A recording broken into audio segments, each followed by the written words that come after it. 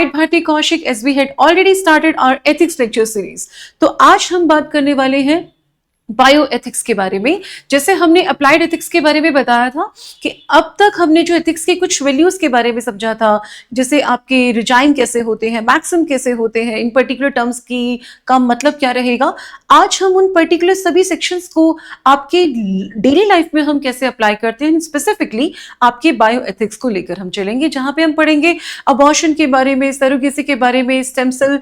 जो stem cell है वो कितना एथिकली राइट है या नहीं है, साथ में ही ह्यूमन एक्सपेरिमेंट क्या होते हैं। इन सब पर्टिकुलर छोटे छोटे टॉपिक्स को हम आपके अप्लाइड एथिक्स के बायो एथिक्स के पार्ट में पढ़ने जा रहे हैं। तो रिसेंटली अगर आपने एक मूवी आई थी मर्दानी 3, जिसमें क्या दिखाया गया था कि जितनी भी वल्नरेबल सोसाइटी जो हमारी है उनमें कुछ स्पेसिफिक गर्ल्स थी जिनको कैप्चर कर लिया गया था और उन पे कुछ ह्यूमन एक्सपेरिमेंट किए गए थे and that were leading them into death. तो ये जब पर्टिकुलर मूवी में लास्ट में क्या देखा गया कि उनको पकड़ा गया ना, उन पे लीगली चार्ज किया गया क्योंकि वो कहीं ना कहीं ह्यूमन राइट के खिलाफ थे, इसीलिए। तो यही चीज आ जाती है आपके बायो एथिक्स में। इसको आज हम समझते हैं और आपके एग्जाम के पर्सपेक्टिव से क्यों इंपॉर्टेंट, कैसे इंपॉर्टेंट है, वो हम लास्ट में बात करेंगे। तो सबसे पहले आ जाता है हमारा अबॉर्शन। अब अबॉर्शन होता क्या है? It is a kind of ending of your pregnancy, यानी कि जो हमारा बेबी है उसको क्या करते हैं, लाइफ मतलब कि वो यूट्रस से बाहर आके एज अ जिंदगी नहीं जी पाता, उसको उससे पहले ही मार दिया जाता है। तो अब इसके पीछे की कुछ वजह हो सकती है। ऐसा भी हो सकता है कि वो जो प्रेगनेंसी है वो उसके ऊपर इम्पोज्ड हो, वो नहीं चाहती है बेबी को आने के लिए। ऐसा भी हो सकता है कि वो अंडर 18 हो या फिर वो अनमैरिड हो, तो दैट कैन ऑल्सो भी लाइक सोसाइटल नोट पे वो एक्सेप्टेबल नहीं होगी। ऐसा भी हो सकता है कि प्रेगनेंसी के दौरान वो कुछ पर्टिकुलर डिजीज उसको हुई हो या फिर बच्चे में किसी प्रकार का डिसऑर्डर हो। आगे आने वाले टाइम में जब वो बड़ा होकर मतलब अपनी जिंदगी जिएगा तो उसके लिए बहुत ही एक मतलब उसकी डिग्निटी को लेकर काफी चैलेंजिंग हो जाएगी लाइफ, तो उसको पहले ही खत्म कर दिया गया। तो देयर आर सम नोशंस कि जिसके बेसिस पे हमने अबॉर्शन जैसी चीजों को एक्सेप्ट किया भी और कहीं नहीं भी। अब अगर हम बात करते हैं सेक्स डिटर्मिनेशन को लेकर, जहां हम बात करेंगे कि पर्टिकुलर चीज आपकी सेक्स को डिटरमाइन यानी जेंडर को डिटरमाइन करने के बाद हमने किया, तो कहीं ना कहीं वही चीज आपके अबॉर्शन के लिए गलत हो गई। तो यहां पे हमने फर्स्ट डेफिनेशन देखा कि ending of pregnancy by removing foetus before it can survive outside the uterus, है ना। और अगर वही चीज आपकी स्पॉन्टेनियसली हो जाती है तो हम उसको क्या बोल देते हैं, मिसकैरेज बोल देते हैं। अब एथिकल ग्राउंड पे देखा जाए तो हम इसके फेवर में क्या कहते हैं कि मैंने सारे आपको सिनेरियो बताया कि इस तरह की कुछ कंडीशंस हो सकती है, but it has a life, और अगर उसके अंदर लाइफ है तो we are no one to take it, हम उसको मार नहीं सकते, हम उसे we can not kill it, है ना। तो ये क्या हो गया, अगर हम बीइंग ह्यूमन देखें तो ये डिलिबरेटली हम इस तरह का एक्सटर्शन कर मतलब कि उसको एक्सट्रैक्ट कर लेना या मार देना, वो बिल्कुल इक्वल हो जाता है आपके काइंड ऑफ मर्डर के। तो कहीं ना कहीं हमने जो एक हमारी लाइफ बनाई हुई है उसको हमने अपने हाथ में लेने की कोशिश करी, तो एथिकल ग्राउंड पे वो गलत हो जाता है। अब अगर देखा जाए कि अगर हम इसमें देखा जाए कि कुछ स्पेसिफिक चीजें हैं जो कि आपके अबॉर्शन को क्या करती हैं, उसके फेवर में बताती हैं। जैसे अगर वो कहीं ना कहीं आपकी उस फीमेल के लिए, जैसे मैंने आपको बताया, वो इम्पोज है या वो उसके लिए फोर्सफुली उसकी प्रेगनेंसी थी, या फिर आप कह सकते हो वो अपनी right to self determination of मतलब अपनी खुद का वो डिसीजन ले सकती है अगर वो उस चीज को अप्रूव नहीं करेगी। तो साथ में ही अगर हम देखें कि उसकी बॉडी की इंटीग्रिटी, यानी अगर उसकी बॉडी वीक हो रही है, उसको वो आगे जाके उसको कंटिन्यू नहीं कर पा रही है and that was leading into some disease, उसको कोई परेशानी आ सकती है, तो इस तरह के डिजीज के लिए हम कहीं ना कहीं अबॉर्शन को क्या कर लेते हैं, एक्सेप्ट कर लेते हैं। वही हमारे कुछ स्टेट के भी रोल आ जाते हैं, जहां पे अगर वो स्पॉन्टेनियस किसी तरह का मिसकैरेज है या फिर किसी मिसहैपनिंग की वजह से हो गया, तो उनको एक मैरिटल लीव्स वगैरह उनको प्रोवाइड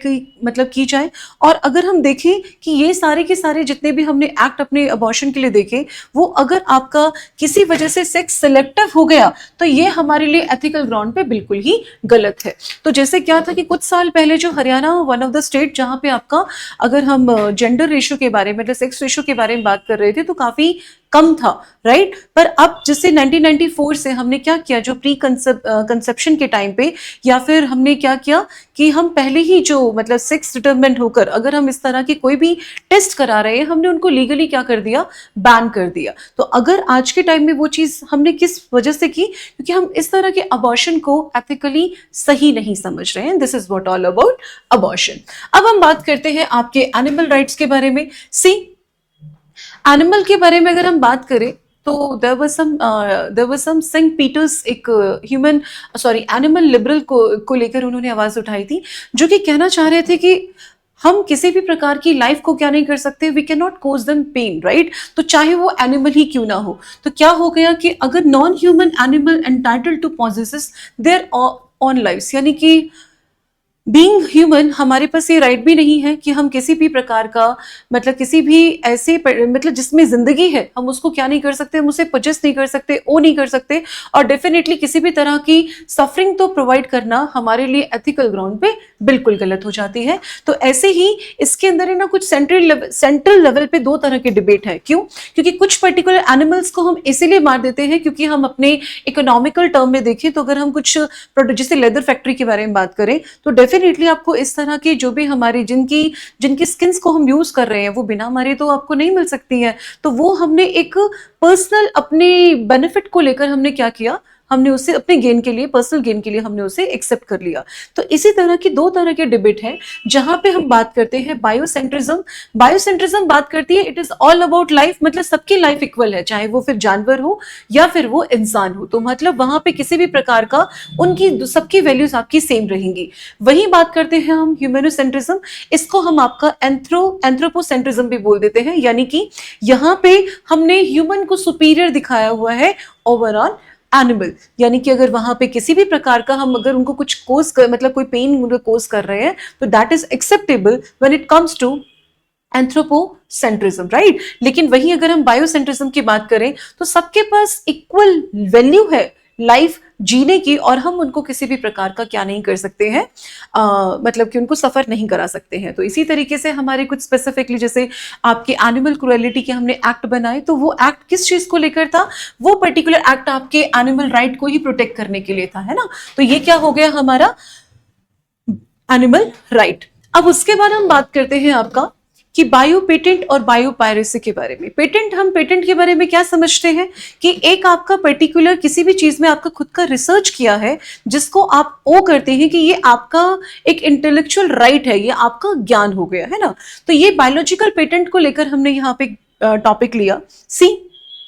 कई बार क्या करते हैं जो कितने भी हमारे कॉर्पोरेट हैं स्पेसिफिक, मतलब कुछ स्पेसिफिक कॉर्पोरेट सेक्शंस या फिर जो आपकी जो मल्टी आपकी नेशनल कंपनीज होती हैं, वो क्या करती हैं, आपके किसी ना किसी प्रकार की मतलब किसी पर्टिकुलर मेडिसिन पे जैसे काम किया और उसको उन्होंने एज अ पैटेंट उसने मतलब घोषित कर दिया। तो ये उस बायोलॉजिकल पेटेंट को लेकर है। जैसे फॉर एन एग्जाम्पल यहाँ पे हमने लिया है कि किसी भी पर्टिकुलर रीजन में, जैसे यहाँ पे देयर इज अ वन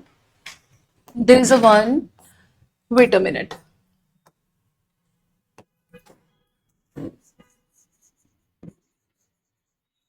सीबकथ्रॉन करके ना अभी कुछ सालों मतलब अभी रिसेंटली ये ना ये पर्टिकुलर जो प्लांट है ये काफी ज्यादा न्यूज में रहा है क्योंकि our prime minister Modi even talks about it, क्योंकि ये पर्टिकुलर प्लांट ऐसा है जिसके अंदर मतलब एंटीबायोटिक जो प्रॉपर्टीज होती हैं, बिकॉज ये विटामिन सी एनरिच्ड होता है और ये आपके एजिंग कंट्रोल करने के साथ साथ हमारी बॉडी में इम्यूनिटी को बहुत अच्छे से डेवलप करता है। और इन जनरल ये जो कहाँ मिलता है, हमारी कंट्री की अगर मैं बात करूं तो ये हमारे हिमालयन रीजन जैसे कि हिमाचल प्रदेश और आपके उत्तराखंड जैसे स्टेट्स में ऑलरेडी ये पाया जाता है। तो बात कहाँ है, ये बोल रहे हैं कि अब उन इस पर्टिकुलर आपकी जो हमारी सीबकथ्रॉन की जो मेडिसिन वगैरह बन रही है जिसको कॉर्पोरेट लेवल पे या कोई भी कंपनी उसको क्रिएट करना चाह रही है, पर ये अगर देखा जाए तो ये उस पर्टिकुलर रीजन की क्या थी, वो उस मतलब हेरिटेज है उस जगह की, तो हम उसके साथ क्या नहीं कर सकते, हम उसे पेटेंट कैसे घोषित कर सकते हैं, क्योंकि वो तो नेचुरली अकर हुई है। तो एक पर्टिकुलर कंपनी की उस पर मोनोपोली होना एथिकली लेवल पे वो बिल्कुल इमोरल हो जाती है ना। तो ये क्या कहना चाहते हैं, देखिए, a biological patent grant that patent holder exclusive right over a biological invention, क्योंकि ये तो जेनेटिकली वो उस पर्टिकुलर जगह पर उस तरह के कोई भी आपकी स्पीशीज, चाहे वो फ्लोरा हो या फोना हो, यहाँ पे तो हम बायोलॉजिकल उनकी पेटेंट की बात कर रहे हैं, तो वो जो भी किसी भी तरह का क्रिएचर है उस पे किसी पर्टिकुलर एक कंपनी का या किसी कॉर्पोरेट सेक्शन का को पोजेस कर लेना या मोनोपोली, ये एथिकली बिल्कुल सही नहीं रहेगा। तो क्या हो गया, इसको हमने मॉडिफाई किया और नोवल जितने भी हमारे फार्मास्यूटिकल, क्योंकि मेडिसिनल प्रॉपर्टी के लिए जैसे मैंने आपको सीबकथ्रॉन के बारे में बताया, इस तरह की चीजें आती हैं। अब इसमें एक आपका इसमें सवाल आ जाता है कि ये प्रॉब्लमैटिक क्यों है, इसके बारे में हम क्यों डिस्कस कर रहे हैं? क्योंकि ये एक नेचुरल रिसोर्स है, एक कॉमन हेरिटेज का आप क्या बोल सकते हो, ये आपका नेचुरल रिसोर्स है जो किसी भी एक सेक्शन को लेके मतलब मोनोपोलाइज्ड करना, ये नहीं, मोनोपोली एक्सेप्टेबल नहीं होनी चाहिए। अब देखा जाए लोकल और इंडिजिनियस कम्युनिटी उस पर्टिकुलर उसके ऊपर हो सकता है वो डिपेंडेंट हो, मतलब इस तरह की चीजों को वो खुद से कोई नया मेडिसिन खुद बनाती हो और इस दूर दूर से लोग उस पर्टिकुलर चीज को लेने के लिए आते हो, तो वो रीजन उस पर्टिकुलर जगह के लिए जाना जाता है ना। तो कहीं ना कहीं इस तरह के वो उस जगह के जो लोग थे उसको बेनिफिट को जो ले रहे थे, अब कहीं ना कहीं जाके उसको डिसरप्ट कर दिया गया है ना। तो पेटेंट ऑफन इस तरह की चीजों को क्या कर देते हैं, आपको मतलब एक्सेप्ट नहीं करते हैं। फिर देखिए, अगर हम जस्टिस की बात करें तो ये जिस पर्टिकुलर जगह पे पैदा हुई है वहां पे उस मतलब वो तो उसी जगह के लोगों के लिए तो कमर्शियल राइट हो गया ना, कि अब आपकी जगह पे उस तरह की चीजें कल्टीवेट हो रही हैं, तो अब आप उसको इकोनॉमिकल पर्सपेक्टिव से भी यूज कर सकते हैं। अब कहीं और जगह की कोई कंपनी आके उसे मोनोपोली करेगी तो वो उस जगह के लोगों के लिए एक तरह का एक्सटॉर्शन हो जाता है, राइट। देखिए, अब यूटिलिटेरियन प्रिंसिपल के बारे में बात करें तो यहाँ पे क्या हो जाता है, हम कोई भी एक ऐसी चीज जो कि मैक्सिमम गुड के लिए कर देते हैं वो कहीं ना कहीं एथिकल ग्राउंड पे वो चीज सही हो जाती है। तो क्या हुआ, एक बार की बात है जहां पर हम लोगों ने ना जो जापान और यूएस की कुछ कंपनीज थी उन्होंने उन्होंने बात करी आपकी नीम, जो हमारे यहाँ पर हमारे मतलब इंडिया का जो गंगा प्लेन है उसमें पर्टिकुलर ये वाला प्लांट आपको बहुत ही मतलब लाइक एम्पल ऑफ लेवल पे मिलता है, ऑलरेडी मिलता है, जिसकी कुछ मेडिसिनल प्रॉपर्टी भी है। तो क्या हुआ कि इस पर्टिकुलर प्लांट को जब हमने यूज करना शुरू किया, इस प्लांट को हम यूज कर रहे थे एज अ आपके बायो फर्टिलाइजर के फॉर्म में। तो जब यूएस और जापान की कंपनी ने इस चीज को लेके किया, उन्होंने कहा कि ये उनका पैटेंट है, तो हमारे इंडियन हेरिटेज की अगर बात करूं तो हम तो इस तरह के जो फर्टिलाइजर्स हैं उनको हम सेंचुरी से यूज कर रहे हैं। तो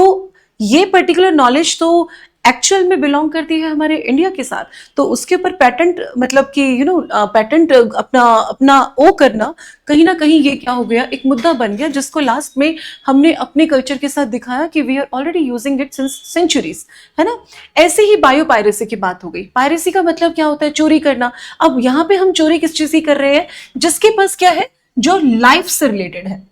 अब क्या होता है, जितनी भी हमारी कंट्रीज होती हैं, जो डेवलपिंग कंट्री हो गई या डेवलप कंट्री हो गई, उनके पास कुछ ना कुछ ऐसे रिसर्च को लेकर या फिर नए नए आप कह सकते हो एक्सपेरिमेंट्स को लेकर उनके पास काफी नॉलेज होती है। लेकिन देयर इज अ चांस कि वो जिस पर्टिकुलर जगह पर उस तरह की, जैसे मैंने यहाँ पे आपको सीबकथ्रॉन के बारे में बताया, तो ये तो हो गया प्लांट के बारे में, है ना।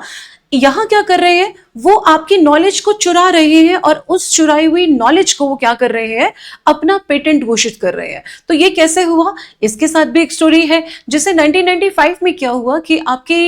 यूके के स्पेसिफिक 1995 में अगर मैं बात करूं तो यूके की कुछ कंपनीज ने ये बताया कि टर्मरिक, जिसे को हम बोलते हैं हल्दी, उसकी ना उन्होंने मेडिसिनल प्रॉपर्टीज के बारे में बात करी और ये बताया गया कि ये पर्टिकुलर जो प्लांट है ना, इसको हम बहुत जगह पर मतलब फार्मास्यूटिकल इंडस्ट्रीज में यूज कर सकते हैं। तो उसी के बाद क्या हुआ, 1997 में हम आए और हमने बताया ये हमारे जो वेदास हैं वहां पर मतलब इवन हमारे रिटर्न जो मतलब वेदास है उसके अंदर भी हमने जैसे कि हल्दी बोले तो टर्मरिक की जो मेडिसिनल प्रॉपर्टी है उसके बारे में बहुत पहले मतलब कि इवन सेंचुरीज की बात करें तो काफी सेंचुरीज के इससे पहले भी हमारे पास ऑलरेडी बनी हुई थी। तो ये क्या हो गया, ये तो हमारी नॉलेज है जिसके बारे में आप बता रहे हो कि इसकी मेडिसिनल प्रॉपर्टी, तो इट वॉज ऑलरेडी रिटर्न। इसी के लिए हमने क्या बनाया, हमने एक अपनी डिजिटल लाइब्रेरी बना ली जहां पर हमारे पास जिस भी तरह के ऑलरेडी मतलब अगर हम बात करें इस तरह की जो हमारी इंटेलेक्चुअल प्रॉपर्टी ऑलरेडी है उसको वहां पे हमने प्रिजर्व रखने की कोशिश करी। तो क्या होगा, इसमें प्रॉब्लम क्या है, ये अनएथिकल कैसे हो जाता है। देखिए, अनएथिकल हो जाता है जब आपका कोई पर्टिकुलर, जैसे हम बोलते हैं, कोई भी आपकी इंटेलेक्चुअल हेरिटेज को कोई चुराने की कोशिश करे, तो ये डेफिनेटली ये आपका नॉलेज ही नहीं है, तो उसको आप वो नहीं कर सकते हैं। अब देखें, ये एक तरह की इनइक्वलिटी को भी क्या कर देता है, जैसा यहां पर हमने बात करी थी कि जिसमें नॉलेज हमारी है और आप उसे चुरा नहीं सकते, यहां हम बात कर रहे हैं कि मान लिया कि आपके पास इस तरह की बायोडाइवर्सिटी है, आपके पास उस तरह की नॉलेज है, बट पॉसिबली आपके पास इस तरह की टेक्नोलॉजीज नहीं है जो एक नई चीज को फॉर्म कर सकती है, कोई नया बदलाव ला सकती है फार्मास्यूटिकल इंडस्ट्रीज के अंदर। Like I am taking again example of turmeric. तो ये क्या हो गया, वो उस तरह के गैप को ज्यादा बढ़ाना शुरू कर देगी। अगर हम आपकी नॉलेज को आप तक ही रहने दें, उसमें कोई नया मतलब चेंजेस लाने के लिए आप उस चेंजेस को एक्सेप्ट भी नहीं कर रहे हैं, तो ये आपके उस पर्टिकुलर मतलब इनइक्वालिटी को क्या करेगी, वाइडन करना शुरू कर देगी। नेक्स्ट देखते हैं, it violate principle of distributive justice का मतलब क्या है। सी, यहां पे हमें जस्टिस प्रोवाइड करना है किसको, जो पर्टिकुलर कल्चर जिस भी सोसाइटी, जिस भी कम्युनिटी से बिलोंग करता है, वो उन तक भी, उनके लिए भी फेयरली, मतलब कि उनके लिए भी फेयरली होना चाहिए। साथ में ही हमारे अगर कोई भी कॉर्पोरेट सेक्शन है जो उसमें इकोनॉमिकल गेन भी करना चाहते हैं, तो दैट इज फेयरली और जस्टिफाइड होना चाहिए दोनों के लिए, है ना। तो ये हो गया हमारा बायो पायरेसी। अब हम बात करते हैं आपकी क्लोनिंग के बारे में। सी, क्लोनिंग हमने कहा सुना है, क्लोनिंग इन जनरल हमारे पास कैसा एक क्लोनिंग क्या करते हैं, हम सेल्स को क्लोन करते हैं ताकि हम उन जैसे सेल्स को रिपीटेडली बना पाए। इन जनरल हम मतलब क्लोनिंग का मतलब भी ये है कि आप एक पर्टिकुलर सेल को क्या करते हैं, उसको रिपीटेड उस पर बनाते हैं, रिपीटेड मतलब नंबर से बना लेते हैं, ताकि हमारी बॉडी में कोई भी प्रकार की कोई बीमारी वगैरह है तो हम उससे क्या कर पाए, उसको रिकवरी। जैसे ये जो हमारी पर्टिकुलर क्लोनिंग का जो था, हम इसे बहुत अलग अलग लेवल पे यूज करते हैं। जैसे अगर हम थेरापेटिक के बारे में बात करें, तो ये आपकी जो भी हमारी मतलब कुछ स्पेसिफिक हमारे ऑर्गन है, उन ऑर्गन को क्या करती है, उनकी क्लोन बनाना शुरू कर देती है। जिससे क्या होगा, जैसे कोई पर्टिकुलर आपके जैसे किडनी ट्रांसप्लांट हो गया, जैसे कोई भी आपके जो हमारे ऑर्गन ट्रांसप्लांट को लेकर है, वहां पर वो बर्डन कम कर देगा, क्योंकि हम लोग रेडी हैं इस तरह के आप कह सकते हो मेडिसिन, मतलब कि आजकल के जो मेडिकल है वो इतना एडवांस हो गया है कि वो क्या कर रहा है, नए नए टिश्यूज और ऑर्गन्स को बना रहा है। ये उस जगह पर एक थेरापेटिक लेवल पे हम उसको यूज कर रहे हैं। अब बात करते हैं रिप्रोडक्टिव क्लोनिंग के बारे में भी। तो हमने सबसे पहले इनको एनिमल्स वगैरह पे ट्राई किया था कि नई मतलब कि रिप्रोडक्टिव क्या किया हमने, एक नई तरह का, मतलब कि जैसे फॉर एन एग्जाम्पल कि हमने एक डॉली शिप करके हमारे पास आई थी, जिसे हमने क्लोन करके बनाया था। हमने दो अलग अलग शिप्स को लेकर उनका क्लोन किया और हमने एक नया रिप्रोडक्टिव मतलब एक बेबी, जिसको मैंने आपको बताया डॉली करके एक हमारी शिप बनाई गई थी। तो क्या हुआ, ये अब क्या होता है कि पर्टिकुलर वो जगह जहां पे आपका वो आप अगर हम ह्यूमन की बात करें, जहां पे भी कोई इनफर्टिलिटी को लेकर कोई इश्यू है, तो इस तरह की क्लोनिंग हमें क्या करती है, वो रिप्रोडक्टिव मेथड में भी हम इसको यूज कर पा रहे हैं। तो जहां पर हमारे पेरेंटिंग में, मतलब चाहे ह्यूमन की हो, चाहे वो किसी भी आपके हम लोग आपके एनिमल्स की भी बात करें, अगर हम उनमें भी यूज करने की कोशिश कर रहे हैं, ताकि हम जैसे फूड चेन साइकिल पे भी उनको हम बचाना चाहते हैं, तो हम क्लोन करके उसमें रिप्रोडक्टिव मतलब उसकी जैसे उन पर्टिकुलर सेल्स पे काम किया जाए ताकि उनकी रिप्रोडक्टिविटी बढ़ जाए, फर्टिलिटी बढ़ जाए। तो ये एक अच्छे कोज के लिए किया जा रहा है। लेकिन अब अगर हम बात करें कि सिर्फ इसको हम किस किस चीज के लिए यूज कर रहे हैं, भाई अगर हम उसको पेशेंट के लिए ट्रीटमेंट करना चाहते हैं तो definitely it has a very good cause, है ना। अगर हम बात करें कि अगर for an example slow ageing, मतलब दीज आर द थिंग जिसको हम आजकल आज के दिन में मेडिसिन मतलब मेडिकल एडवांसमेंट में हम यूज कर रहे हैं, तो वहां पर ये चीज बहुत अच्छी है। जिन पेरेंट के अंदर इनफर्टिलिटी है, उनको अगर बेबी मिल रहा है, उस तरह की क्लोनिंग करके सेल्स अगर उनके डेवलप किए जा रहे हैं, तो वो एक डिग्निफाइड लाइफ, मतलब काइंड ऑफ डिग्निफाइड लाइफ, जहां पे सोसाइटी ऐसे लोगों को एक्सेप्ट नहीं करती, उनके लिए वो एक्सेप्टेबल काफी अच्छे से हो जाएगा। लेकिन परेशानी कहां पर है, परेशानी है क्योंकि ये जो टेक्नोलॉजी है वो इंसान पे या फिर जानवर पे वो कहीं ना कहीं सेफ नहीं है। क्योंकि व्हाट इफ जो भी हम क्लोन करके बना रहे हैं उसकी स्टेबिलिटी कितनी है, वो कितना टाइम तक सस्टेन करेगा, हम इसके बारे में नहीं जानते। हम नहीं जानते हैं कि जो भी आपका ह्यूमन आपका क्लोन करके बनाएंगे, आने वाले टाइम में उसका वो कितना लॉन्ग लास्टिंग रहेगा, क्या पता उसमें कोई आगे आकर कोई परेशानी हो जाए। तो इस तरह की चीजों को हमने लीगली एक्सेप्ट नहीं किया है ना। अब अगर रिलीजियस व्यू के लिए भी देखें, तो जिस तरीके का हम रिप्रोडक्टिव क्लोनिंग वगैरह कर रहे थे, तो जो हम आज तक कह रहे थे ये तो भगवान के द्वारा किया गया या ईश्वर के द्वारा, मतलब ये आपकी एक सुपर नेचुरल पावर इसमें आपको हेल्प करके दे रही है, तो कहीं ना कहीं एक रिलीजियस पर्सपेक्टिव बन जाता है, जहां पे हम देखते हैं हम क्लोनिंग इनको एक्सेप्ट नहीं करते हैं। अब एनिमल वेलफेयर के लिए भी देखा जाए तो हम कहाँ बात कर रहे हैं, हम दोनों पर्सपेक्टिव में बात कर रहे हैं कि हम पर्टिकुलर चीज के लिए अगेंस्ट में क्या क्या चीजें हैं और उसके फेवर में भी हम इसको क्यों यूज कर रहे हैं। क्योंकि अगर हम क्लोनिंग का हमने ये इनिशियल किया था तो हमारा वहां पे एक वही आपका यूटिलिटेरियन थ्योरी के पर था कि हम मास को क्या कर सकते हैं, हम उनको फायदा कराना चाहते हैं। तो यहाँ पर अगर जब तक वो आप कह सकते हैं कि हमारी ट्रीटमेंट के लिए या फिर थेरेपेटिक उसमें यूज करें तो इसका एक बहुत अच्छा यूज आपके मेडिकल एडवांसमेंट में ऑलरेडी किया जा रहा है ना। तो अब देखिए वहीं पर अगर हमने बात करी कि कुछ आपके जो हमारे यूएस है, अब एक और चीज आपने एनिमल बना दिया, एनिमल बनाने के बाद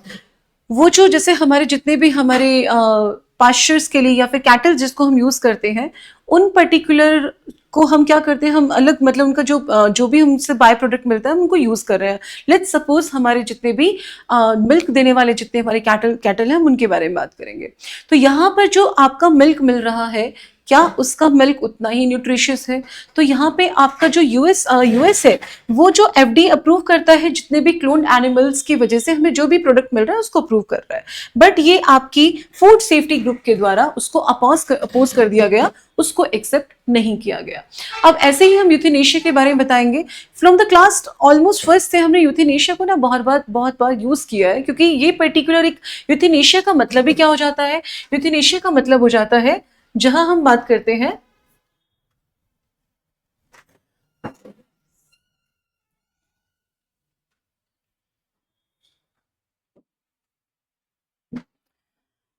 ईयू का मतलब हो जाता है, इसका मतलब है गुड, है ना, इसका मतलब है गुड। और थिनीशिया का मतलब ये ग्रीक वर्ड है, इसका मतलब हो जाता है डेथ। तो यानी कि हम किसी पर्टिकुलर डेलिबरेटली क्योंकि हम चाहते हैं उसको डेथ देना फॉर अ गुड कोज ताकि उसको वो अपने जीवन से उसको क्या मिल जाए, मुक्ति मिल जाए। और यहाँ मुक्ति दिलाने का हमारे पास मतलब why we use to think this way, because हम चाहते हैं वो किसी ना किसी अगर दर्द से परेशान है तो हम उसको मतलब हम स्लोली कैसे मेडिसिन दे दी जाए ताकि वो मतलब क्योंकि हमें मालूम चल रहा है कि वो ज्यादा टाइम तक सस्टेन नहीं कर पाएगा, इस वजह से पर्टिकुलर हमने इस तरह की मेडिसिन को एक्सेप्ट किया। अब यहाँ पर क्या जाता है, ये कुछ जगह पर क्या है, वॉलेंट्री का मतलब क्या हो जाता है, कुछ कंट्रीज में से वॉलेंट्री माना गया जहां पर इस चीज को लेके हम लोग पेशेंट से क्या मांगते हैं, अगर वो पेशेंट उसको क्या कर देता है, कॉन्सेंट दे देता है क्योंकि वो खुद चाहता है कि दर्द से निजात पाना, तो उसको हम क्या मानेंगे, लीगल मानेंगे। लेकिन कुछ जगह पे अगर आपका कंसेंट आपका अनअवेलेबल है ना, अगर कंसेंट आपका अनअवेलेबल है तो उसको हम क्या मानेंगे, आपका इलीगल मान लिया जाएगा। क्योंकि अगर वो आपके कंसेंट के हिसाब से नहीं है तो वो तो काइंड ऑफ मर्डर ही किया गया ना। अब ये चीज हम ना कई केस में देखते हैं, जैसे फॉर एन एग्जांपल यहाँ तो हमने एक बीमारी के लिए देख लिया, अब इसको अगेंस्ट में देखा जाए तो देयर इज अ चांस कि घर के जो बुजुर्ग लोग हैं या फिर मतलब कई अलग अलग साइकोलॉजिकल मतलब लेवल पे लोग होते हैं, या फिर आपके घर में कोई डिसेबल्ड बंदा है, आपके घर पे वो आपको बर्डन फील हो रहा है और उसके बर्डन के चक्कर में मतलब कि सोचते हुए हमने इस तरह की मेडिसिन को अगर दिया तो क्योंकि वो हमने आपके पेशेंट की कंसेंट से नहीं लिया गया है तो वो बिल्कुल आपका इमोरल हो जाता है, राइट। तो क्या हो गया, अगर ये वहां पे तो सपोर्ट करता है जहां पे आप सफरिंग को क्या कर रहे हैं, कम कर रहे हैं ताकि वो एक अपनी सुकून की मतलब उसको मतलब अपने जीवन से मुक्ति मिल पाए, तो ये चीज हमारे लिए एक्सेप्टेबल है। अपहोल्ड करता है आपका सेल्फ डिटर्मिनेशन और पर्सनल ऑटोनॉमी को भी, मतलब you can take the decision क्योंकि आप क्या चाहते हैं, आप चाहते हैं आप उस पर्टिकुलर चीज से फ्री हो जाना। तो ये कहीं ना कहीं एक आपका कंपैशनेट बिहेवियर दिखाता है डॉक्टर का भी, जहां पे वो इस तरह के मेडिसिन को यूज कर रहे हैं। लेकिन वहीं पर अगर हम बात करें जैसे for an example we are no one, क्योंकि हम लोग किसी को डेथ प्रोवाइड करने के लिए जैसे समवेयर जैसे यहाँ पे दिखा है हिपोक्रेटिक ओथ 400 BC के अंदर क्या था कि I will give no deadly medicine, हम किसी भी तरह की मेडिसिन को नहीं दे सकते बिकॉज हमारे पास ये अधिकार भी नहीं है। वहीं पे कुछ हमारे जेनेवा में डिक्लेरेशन हुआ utmost respect for the human life, international code for the medical ethics, मतलब वहां पर जहां पे हम लोग कंसेंट के साथ अगर इस तरह की चीजें दी जा रही हैं तो उसको एक्सेप्ट भी किया गया। तो जैसे मैंने आपको बताया कि जो हमारे कुछ वल्नरेबल है ना, वल्नरेबल आपके जो ग्रुप ऑफ सोसाइटी के लोग हैं, अगर उनको किसी भी वजह से उनके बिना कंसेंट के वो दिया गया है तो हम इस यूथेनेशिया को क्या मानेंगे, इलीगल मानेंगे। वहीं पर अगर हम रिलीजियस व्यू की तरफ देखें तो बुद्धिज्म क्या कहता है, बुद्धिज्म अहिंसा अहिंसा के बारे में बात करता है। बुद्धिज्म तो नॉन वायलेंस को एक्सेप्ट ही नहीं कर रहा है, तो वो किसी भी तरीके का है, हम लोग let them cause a pain, मतलब वो पेन में है तो लेट देम बी, बट हम उनको इस तरह की मेडिसिन देके हम उनकी जान हम उनको मतलब उनकी हम जान नहीं ले सकते, क्योंकि कहीं ना कहीं वो उनके स्पिरिचुअल पाथ में क्या करता है, ऑब्स्टिकल क्रिएट कर देता है। तो ये हो गया आपकी यूथेनेशिया की स्टोरी। अब हम बात करते हैं आपके स्टेम सेल के बारे में। सी, स्टेम सेल रिसर्च क्या है, हम इसको देखते हैं कहां पर, हम देखते हैं कि कोई भी पर्टिकुलर, जैसे स्टेम सेल के बारे में ना there are many like controversial, कुछ कहीं जगह पे एक्सेप्टेबल है, कहीं पर नहीं है। तो देखते हैं इन जनरल हम उसको एम्ब्रॉयनिक स्टेम सेल के बारे में बात करते हैं। अब एम्ब्रॉयनिक आपका स्टेम सेल होता क्या है, वो बिल्कुल छोटा सा मतलब फर्स्ट आपकी जो यूनिट जो आपकी बाद में जाके क्या करती है, काइंड ऑफ लाइफ के अंदर क्रिएट हो जाती है। अगर एम्ब्रॉयनिक स्टेम सेल ही नहीं होगा तो वो किसी भी प्रकार का जो मतलब अगर ह्यूमन लाइफ की बात करें तो वो जो बेबी है वो उसे क्रिएट ही नहीं कर पाएगा, राइट। तो कहीं ना कहीं अगर हम उस सेल पे अगर रिसर्च कर रहे हैं, वो सेल जो कि एक खुद मतलब कि जब इस सेल को अगर हम रिसर्च के पर्सपेक्टिव से ना देखें तो एक लाइफ है ना। तो अगर जब यूज करने के बाद अगर हम उसे रिसर्च को हम क्या करेंगे, वो हमारे किसी काम का नहीं रहेगा, तो क्या होगा, कहीं ना कहीं हमने जो एक जीवन का एक रूप ले सकता था हमने उसको खत्म कर दिया है ना, जिसका अधिकार हमारे पास नहीं है। तो ये भी उसी को बात करते हैं। इसके अंदर हम क्या करेंगे, अगर ये कोई चीज क्रिएट कर रहा है, कोई चीज यूज और डिस्ट्रक्शन ऑफ ह्यूमन एम्ब्रॉयज, उसको लेकर हम बात करेंगे किस किस चीज को लेके कहां पे एथिक्स के ग्राउंड पर हमारा स्टेम सेल रिसर्च एक्सेप्टेबल है या नहीं है। तो देखो, एम्ब्रॉयनिक स्टेम सेल में कुछ मोस्ट कंट्रोवर्शियल आ जाते हैं, जैसे कि आपका एक तो अडल्ट स्टेम सेल और आपका एमनियोटिक और आपकी क्या एमनियोटिक क्या होती है, एक काइंड ऑफ येलो कलर का ना एक लिक्विड होता है जो हमारे यूट्रिस के अंदर क्या रहेगा, जब बेबी मतलब जब वूम में होता है तो उस टाइम पर वो क्या रहेगा, उस येलो टाइप का एक जेली टाइप का जो वाटर है वो उसके अंदर रहता है, जो कि सपोर्ट करता है आपके बेबी के न्यूट्रिशंस को, बेबी को पूरा डेवलप होने में, राइट। तो इस तरह के जो सेल है वो आपके बिल्कुल नॉन कंट्रोवर्शियल है। वहीं पर अगर हम लेस कंट्रोवर्शियल के बारे में देखें तो आपका अम्बिलिकल जो कोड है इसको हम बहुत अच्छे से एक्सेप्ट करते हैं। क्यों? क्योंकि अम्बिलिकल कोड को इनिशियली हम पहले क्या करते थे ना, हम उसको जैसे बच्चे को हो जाने के बाद हम इन जनरल हम उसको ना मिट्टी में दबा दिया जाता था, मतलब कुछ इस तरह के रिचुअल्स किए जाते थे। आज के टाइम में हम क्या कर रहे हैं, हम इनको प्रिजर्व करने के लिए ना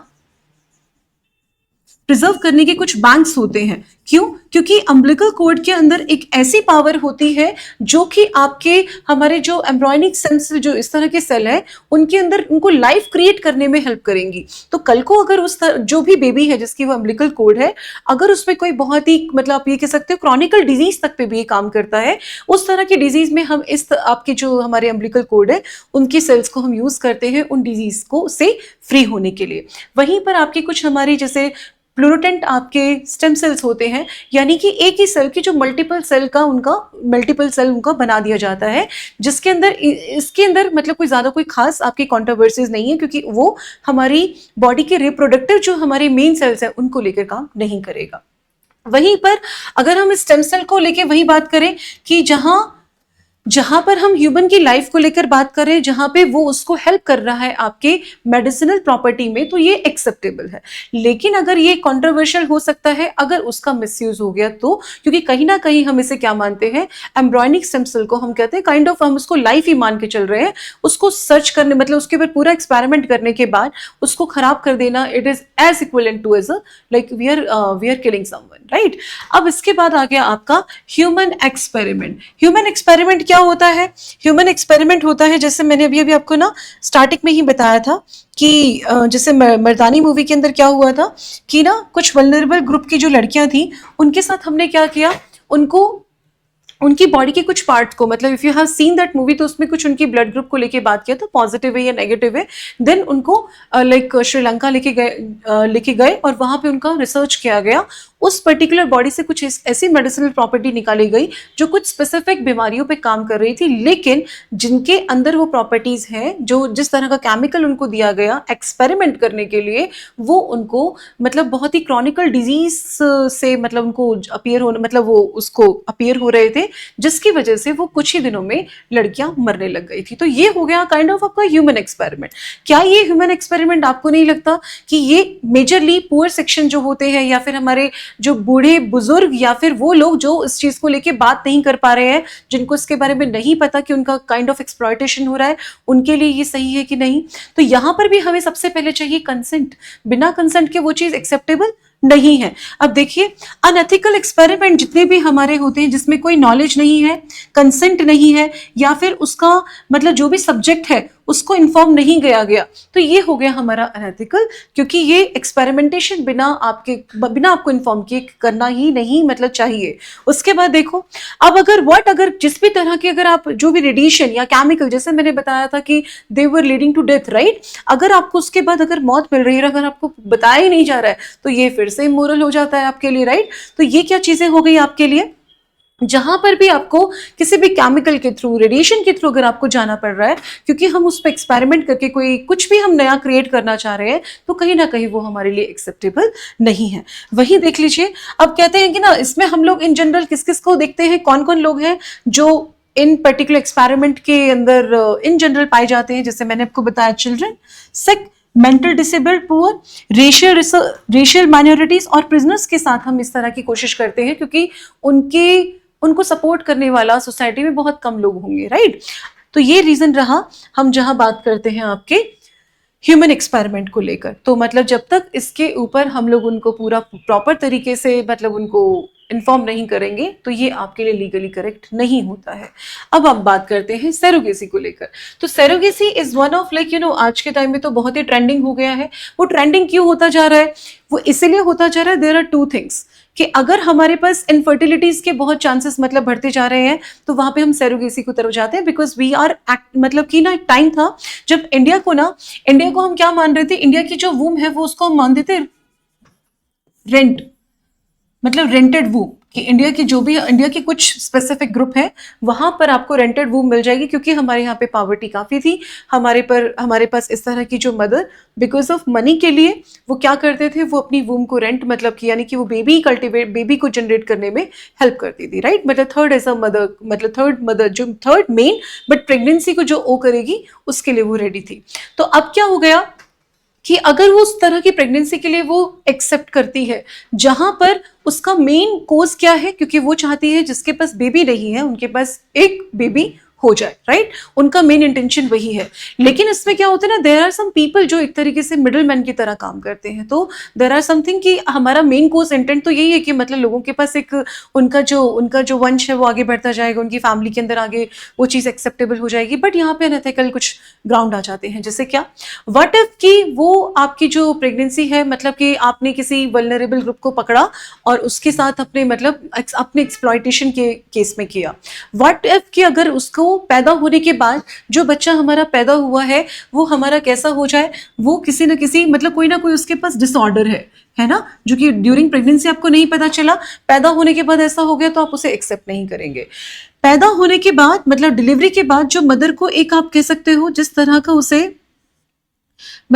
उसे प्रिकॉशंस लेने की जरूरत है ना, प्रिकॉशंस, या फिर उसे एक तरह से उसको एक हेल्प चाहिए जिससे वो क्या कर पाए, अपनी बॉडी को नर्चर कर पाए। उसका ख्याल कौन रखेगा? बेबी डिलीवरी के बाद वो ऑलरेडी बहुत वीक जोन में चली जाती है, उसको ऑलरेडी एक मेडिकल केयर की रिक्वायरमेंट है। Nobody will take the responsibility of it, right. अब साथ में ही देखा जाए, जो मिडल मैन है वो हो सकता है आपके जो लोग हैं मतलब जिनको बेबी चाहिए उनसे ज्यादा पैसे ले सकते हैं, और जिनको मतलब जो सैरोगेट मदर है उनका भी एक्सप्लॉयटेशन हो सकता है, तो ये भी पॉसिबल हो सकता है। तो इस तरह की चीजें होती हैं जो सैरोगेसी में हम एथिकल ग्राउंड पे हम एक्सेप्ट नहीं करते हैं, है ना। अब देखो, इसके साथ एक और भी चीज आ जाती है, यहाँ पर हम ना कुछ चीजें हमारे लिए और भी मतलब हाई लेवल पे हैं, जिसको हम जैसे डिजाइनर बेबी बोलते हैं। आपको सिर्फ बेबी नहीं चाहिए, आपको कुछ स्पेसिफिकली जेनेटिक चीजें उसमें आपको इंड्यूस करनी है, आपको उसके फीचर्स डेवलप करने हैं, आपको एक बहुत ही शक्ल सूरत में अगर देखा जाए तो काफी सुंदर बच्चे की आपकी आपकी एक इच्छा रखते हैं, तो वहां पर आपका जो सेरोगेसी है,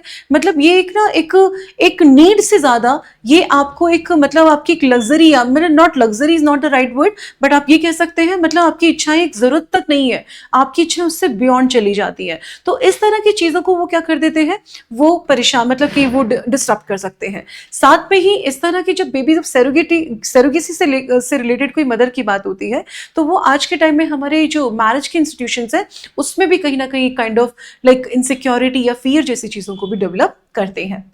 तो इंडिया में जो कमर्शियल लेवल पे जो हमने पहले कहा था, जिसको आपका एक रेंटेड वो वाली चीज उन्होंने बिल्कुल बंद कर दी है, but due to the absence of integrity into the process, यानी कि आपका कंसेंट जरूरत है, और साथ में ही जब आपके पास सिर्फ और सिर्फ आपका क्या है, आपका इंटेंशन है, क्योंकि आपके पास बेबी होना चाहिए, because you are not capable to make it done, so you will get the help. और वो भी कोशिश होनी चाहिए कि आपके आसपास के ही कोई आपको, मतलब आपकी फैमिली मेंबर ही अगर आपको उसमें हेल्प कर दे तो that will be more good, है ना। तो ये क्या हो गया, वो आपके जो हमारा कमर्शियल सेरोगेसी थी उसको उन्होंने पूरी तरीके से बैन कर दिया गया है। तो यहाँ पे ना एक आपके जेएस मिल का यूटिलिटेरियन का भी इसी बारे में बोल रहे हैं कि हम अपने मैक्सिमम गुड को लेकर देख रहे हैं। तो यहाँ पर हमारे पास ये मतलब कि एथिकली सही है जब हमारा ओनली इंटेंशन है so that someone will get the baby. अब बात आ जाती है एक्सोरिज्म के बारे में। एक्सोरिज्म के बारे में ना अभी कुछ साल पहले की ही बात है, महाराष्ट्र में कुछ अघोरीज को पकड़ा गया था, जहां पर आप अपने कुछ रिलीजियस पैटर्न को लेकर या फिर किसी भी तरह के इस तरह के कुछ रिचुअल्स कर रहे हैं जिसमें आप बच्चों की जान ले सकते हैं। अब होता क्या है, साइंस कुछ कुछ चीजों को ना बिल्कुल एक्सेप्ट नहीं करता, वहीं पर कुछ रिलीजियस, कुछ रिचुअल्स, कुछ कम्युनिटी उन चीजों को एक्सेप्ट करती है। तो जैसे हमारे साइकोलॉजिकल जो मतलब अगर मेंटल किसी तरह की कोई सिकनेस है, हम उसे एक्सेप्ट ना करके किसी बाबा के पास झाड़ या फूक इस तरह की कुछ मतलब इन सब चीज़ों को अगर हम फॉलो कर रहे हैं, बजाय कि हम डॉक्टर से ट्रीटमेंट लेना शुरू करें, तो वहां पे क्योंकि वो मान लिया जाता है कि उनका बॉडी किसी ने पोजेस कर लिया है। अब वो पोजेशन आपका कैसे निकलेगा, आप इस तरह की किसी ना किसी बाबा के थ्रू आप लिंक में आते हैं, जो कि देयर इज अ प्रोबेबिलिटी कि वो आपको मतलब क्योर तो कहाँ से ही कर पाएंगे, बल्कि आपको कहीं ना कहीं एक्सप्लॉइट कर दें। तो यहाँ पे जैसे महाराष्ट्र में बहुत सारे ऐसे इस तरह के कुछ केसेस सामने आए थे, जिनको लीगली मतलब उनको पेनल्टीज तो मतलब जिस तरह का उनको पेनल्टी मिलनी थी वो तो मिली ही, साथ में इस सब चीज़ों को उनको बंद किया गया। क्यों बंद किया गया, क्योंकि वो आपके बहुत सारे जो भी वो अगेन कि हमारी जो सोसाइटी का वो वल्नरेबल ग्रुप, चाहे वो पुअर हो, चाहे वो वुमेन हो, चाहे वो ओल्ड लोग हो या फिर बच्चे हो, इस तरह की जो मतलब जो सोसाइटी हमारी सेक्शन है, उन लोगों को इस तरह की परेशानियां ज्यादा देखनी पड़ती हैं। तो देखिए अब यहाँ पे इसको हम क्या बात करते हैं, आपका एक्सोरिज्म को के बारे में हम क्या डिस्कस करेंगे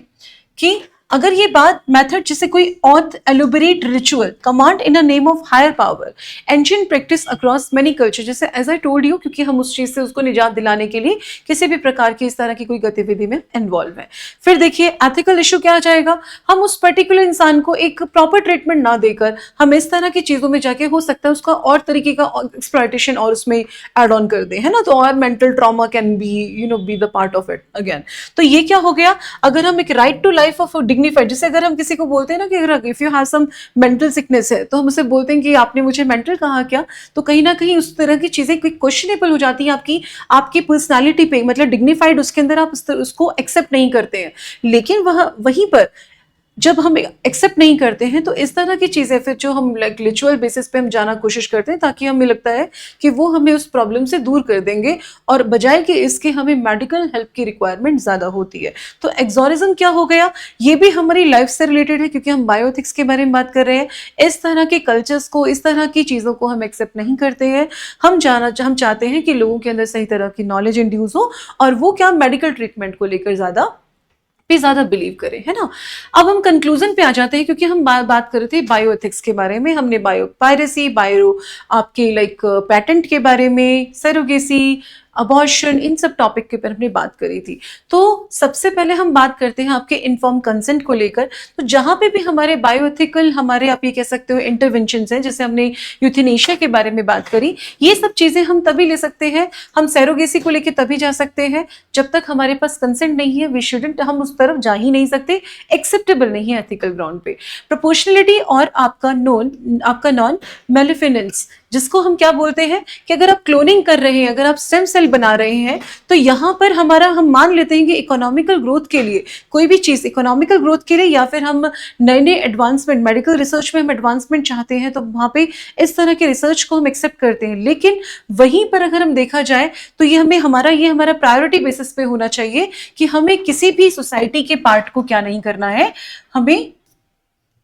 किसी भी सोसाइटी के पार्ट को हम परेशान नहीं कर सकते किसी भी तरह का। फर्स्ट डू नॉट हार्म, मतलब उनको किसी तरह का नुकसान नहीं होना चाहिए। अब तीसरी बात कर देते हैं जस्टिस एंड इक्विटी के बारे में। अब जैसे बायोपायरेसी का हमने लिया, आपका सैरोगेसी एक्सप्लॉयटेशन लिया, अनइक्वल मेडिकल एक्सेस रिफ्लेक्ट क्या करते हैं, जिससे आपका जस्टिस और आपके इक्विटी को वो बिल्कुल मतलब खारिज कर देते हैं। तो हमारे लिए किसी भी प्रकार की, जो हम बायोएथिक्स के बारे में बात करेंगे, तो it is our core agenda कि उनको जस्टिफाइड और इक्विटी दोनों तरीके से मिलनी चाहिए। पर्टिकुलर अगर हम पायरेसी की बात करें तो ये मतलब आपकी इंटेलेक्चुअल नॉलेज है, लेकिन हमें साथ साथ में नई लाइक इनोवेशन के लिए हमें हमारी जो भी कंपनीज है, अगर उसके अंदर आके पार्टिसिपेट करना चाहती है, तो इस तरह की चीजों को भी हमें एक्सेप्ट करना पड़ेगा। वो जस्टिफाइड होना चाहिए आपकी कम्युनिटी के लिए भी, और हमारी जो भी इस तरह की कंपनी उसमें इन्वॉल्व होना चाहती है उनके लिए भी। आगे बात करते हैं डिग्निटी एंड ऑटोनॉमी को लेकर। तो सी, अबॉर्शन, यूथेनेशिया, एक्सोरिज्म के केसेस अगर जैसे पता चले कि उसको पोजेस कर लिया गया है, तो हम उसका मजाक बनाएंगे। तो ये सारी चीजें क्या है कि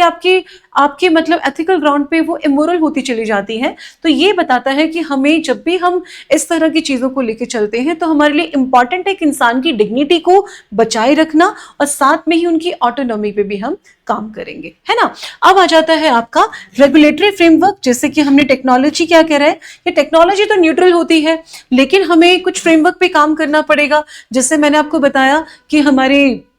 बायो पेटेंट के टाइम पे हमने क्या किया था, हमने पेटेंट राइट को लेके हमने बात बताया कि हमारे पास ऑलरेडी हमारी खुद की मतलब इंटेलेक्चुअल प्रॉपर्टी है, हमारा नॉलेज है जिसको लेके आप क्लेम कर रहे हैं। तो ये क्या हो गया, कुछ फ्रेमवर्क होते हैं। ऐसे ही हमने एनिमल राइट के टाइम पे बताया था कि आपके एनिमल क्रुएलिटी के कुछ एक्ट्स हैं जो कि आपको जो रेगुलेट करते हैं कि हम एनिमल की जो लाइफ है उसको इक्वल, मतलब उनको बचाएं, उनको नुकसान पहुंचाना हमारा राइट नहीं है। तो ये क्या हो गई कुछ, जैसे और अगेन जैसे आईसीएमआर क्या हो गया, आईसीएमआर क्या करता है, आपकी जो भी स्टेम सेल से रिलेटेड हो गया, इस तरह की जो भी रिसर्च करेगा उनका एक ही कोर्स है। वो चाहते हैं कि हमारे आने वाले टाइम में कोई भी हमारी कोई थेरेपी से रिलेटेड अगर हम कोई नई रिसर्च कर सकते हैं तो वो उसके लिए बिल्कुल मतलब वैलिड है, अदरवाइज बिना किसी उसके वजह इस तरह की चीजों को हम एक्सेप्ट नहीं करेंगे। अब dialogue between science and ethics का मतलब क्या हो गया, सी